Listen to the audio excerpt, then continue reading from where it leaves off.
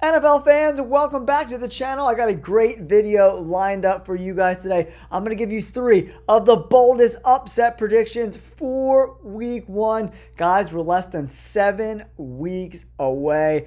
My predictions last year, we absolutely crushed it. 110-39 the last 9 weeks of the year. 185-87 all season long. And guys, listen to this. 85% return on investment for all my bets. I'm excited to talk to you guys about these 3 games where I think these underdogs have a great chance of winning. Don't forget to like and subscribe. Let's get into the video. NFL fans, I know your time is super valuable, so we're going to get right into this video. I'm going to give you all 3 right off the bat. And if you want to stick around to hear my reasons why, make sure you do that. Okay, first, we got the Chargers over the Chiefs. Then we have the Raiders over the Patriots, and then the Miami Dolphins over the Indianapolis Colts. Guys, before we kick this video off, make sure you hit that like button. It really does help us get into YouTube's algorithm. And if you want killer NFL content, subscribe to the channel. Chiefs, Chargers. This game is actually in Brazil, so no home field advantage. The Chargers, the spread was at 3.5. Now it's plus 2.5. So it's getting closer and closer to even, guys. The Chargers plus 2.5 money on DraftKings, right? So I'm going with the Chargers in this spot. If you take a look at these rosters, I think the Chargers improved mightily in the draft. Omarion freaking Hampton, Trey Harris. They got Caldwell too, and Kyle Kennard, the edge defender. I really like that pick as well. And if you look at this Chiefs overall roster, Rashee Rice is probably going to get suspended, right? That just broke in the news this week.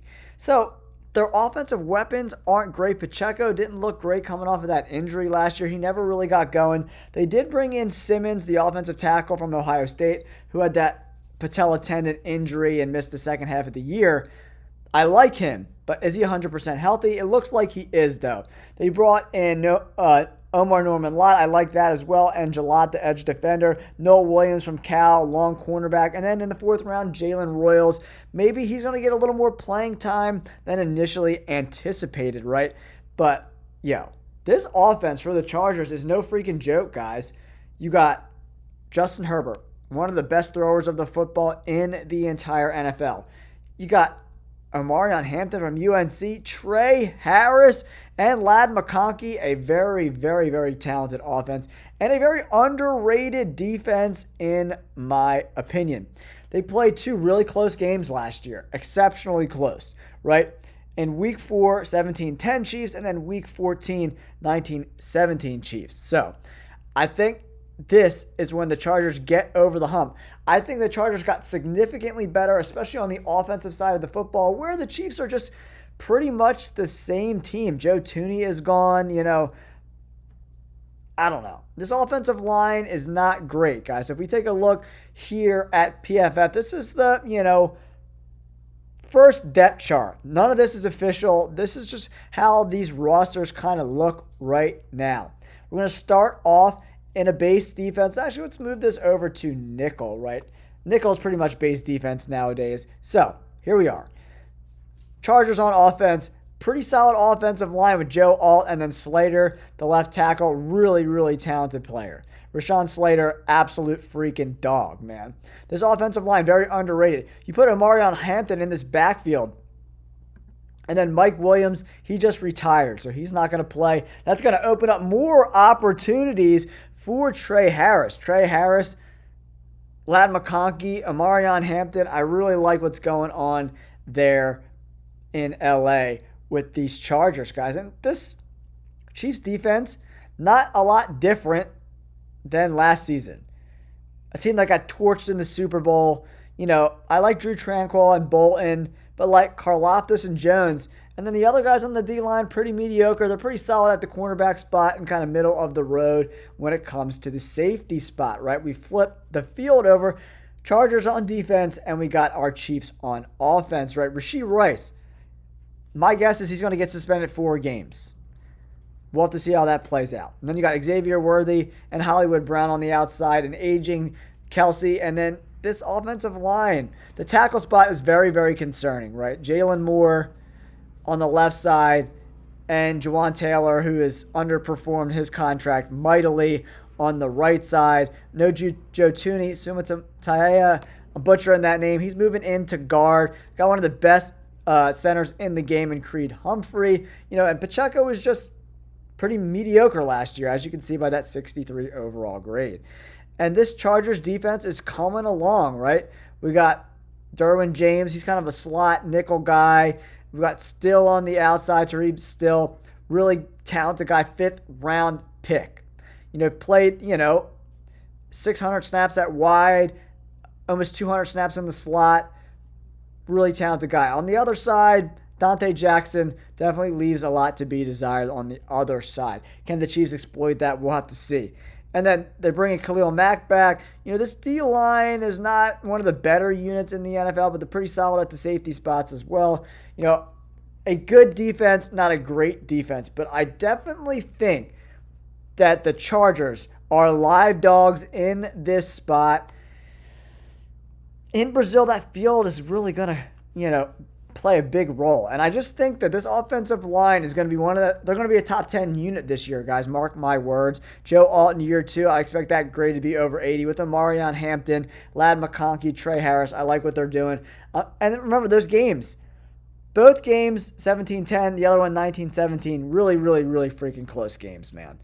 I'm going with the Chargers to win this game and be the first team that's an underdog that's going to get a big upset victory in week 1. Now, let's move on to this second game, guys.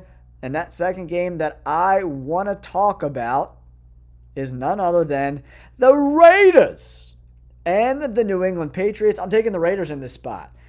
I think the Raiders are a very, very good unit. I think, the wagon's getting in front of the horse a little bit here with this New England Patriots roster, right? I like the moves that they made, but the offensive line is still super sus. Even though they brought in Morgan Moses, they got a rookie Will Campbell, a shorter arm guy at left tackle. Morgan Moses didn't play well last year at all whatsoever in the 700 snaps over there with the Jets.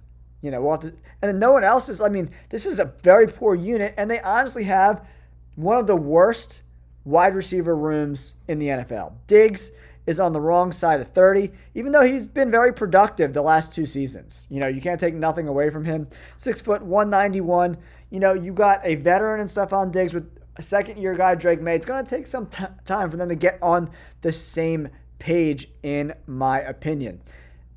Diggs is going to be 32-ish when the season starts. They can't have one guy. Ramondre Stevenson's there as well. Pretty solid back. He's going to be split time with Trevion Henderson, who they drafted in the 2nd round. Really talented guy. I expect Trevion Henderson they'll probably split in week 1, right? Then we got Mac Hollins on the outside, and the other wide receiver in the slot is Demario Douglas, who's been pretty mediocre. Maybe above average for a 6th round pick, but nobody on this Raiders defense is going to be super scared of them. Max Crosby is going to be 100% healthy. He dealt with injuries all year with that high ankle sprain. They brought in Jeremy Chin from the Commanders. For me, guys, the biggest question mark on this Raiders defense is Christian Wilkins' health, right? He didn't play a lot last year, only 246 snaps towards the end of the year. And there's been reports out there that he's not going to be ready for the beginning of the season. So that's a big question mark as we get closer to the regular season. We'll have to see if he's in or out for week 1. I like the linebacker room. Elandon Roberts, a pretty good player. Some solid veterans. It's like Darian Porter on the outside. 3rd round pick is projected to start outside. The cornerback room with Eric Stokes, the kind of veteran in that room per se, but the cornerback situation is not great. So Diggs could take advantage of that, but I think Max Crosby and this front 7 is going to get after Drake May, create some turnovers, and then this is where I see the real advantage. We got a below average defense against a below average offense, right? But this is what I think could be really, really interesting, guys, in this game, is this Raiders offense. Led by Geno Smith, Real Ashton Genty there, man. Oh boy. Oh boy. We got Jacoby Myers, kind of like he'll be playing in the slot. He played 600 snaps out wide as well, so he's more of an outside guy. And then with Brock Bowers, man, absolute stud. And this offensive line is a lot better than people think. Jackson Powers-Johnson's going to take a step forward in his second year. The left side of this offensive line is really good, led by Colton Miller, who's had 4 80 graded seasons in a row. And they got Parham, the guard, Dylan Parham, 74 overall grade, really took a step forward in 2020. Right? And then Alex Kappa, they're hoping he can bounce back from a very terrible season last year. So he might get replaced before season's end. And then on the right side, we got DJ Glaze, 3rd round pick out of Maryland, right? So, guys, I really like I think they're going to run the football. They're going to control the clock. They're going to control the game. It's going to come down to the end of the game, but I'm going with the Raiders to win 20-17. The Raiders get it done. They win and they cover the spread. I think that's a great spread bet as well as a great straight up play. That's my second bold prediction is the Raiders beat New England in New England and spoil the first game of Mike Vrabel. All right, NFL fans, here's my third and final bold prediction underdog upset. That's the Miami Dolphins getting a win over the Colts. It really comes down to quarterback, right? Who is the Colts quarterback? Nobody knows. Anthony Richardson completed far below 60% of his passes last year. They also brought in Daniel Jones, 2 guys that are absolute dumpster fires in my opinion. And Tua, when he's healthy, can be a top 10-ish quarterback in this league, especially with those weapons. I like Miami early in the season, especially early because of the quarterback situation. Whether it's Daniel Jones or Anthony Richardson, I don't think either of them will look good in week 1. I just trust Tua and his weapons to get it done. If we take a look at the Miami Dolphins defense, they did lose some key guys like Calais Campbell and Javon Holland, right? So it looks like Bradley Chubb is going to be ready to go, kick some ass, coming back from a big-time injury, right? The front 7 looks pretty good, right, in my opinion. You got Chop Robinson, who had a really good rookie year. You got Zach Zeiler, really good interior defensive lineman. You got Dodson and Brooks. I'm happy with this. You got Minkah Fitzpatrick, the safety spot. He's regressed the last 2 years. They're hoping he can bounce back big at age 28 season, right? And I just think that, if Daniel Jones is the guy. Jonathan Taylor wasn't super effective last year. I like Josh Downs. But Michael Pittman Jr. and Alex Pierce, just okay. Alex Pierce did have some deep balls that were really good. And their offensive line is still pretty damn good there in Indianapolis. But quarterback is so important in the NFL, and that's why I'm going with the Dolphins to get an underdog victory. Not a huge underdog, 1.5 points, but dogs nonetheless. And I'm taking the Dolphins to win this game outright. If you take a look at the Colts defense, a pretty mediocre unit. Laiatu Latu was kind of a disappointment for them last year. And if they're healthy, with A-Chain, you got Waddle, you got Tyreek Hill, man. I'm liking it, man. Darren Waller is back out of retirement. I think they could use him in a lot of creative ways. We got to see how this offensive line looks in week 1. Especially the tackle spots there in Miami. I think Patrick Paul will take a step forward. He only played in 300 snaps last year. And then on the right side, we got Austin Jackson, who regressed a little bit, former first-round pick. But the interior offensive line looks pretty solid. These are both, 6 to 9 win teams. Not great rosters, pretty mediocre rosters overall. But I like the Dolphins in this spot. Even though they're on the road, I like Tua to have a big game with Tyreek Hill. I don't really see anyone that's matching up great against Tyreek Hill. None of these guys are covering him. The slot guy, Kenny Moore, pretty solid slot, but he's not running with him. And then who's going to cover Waddle? So much speed. I really, really like the mismatches in this game. So that's it, guys. There's my 3 bold underdog picks in week 1. We got the Colts, we got the Raiders, and then we got the Chargers to upset the Kansas City Chiefs. Make sure you like and subscribe. Peace.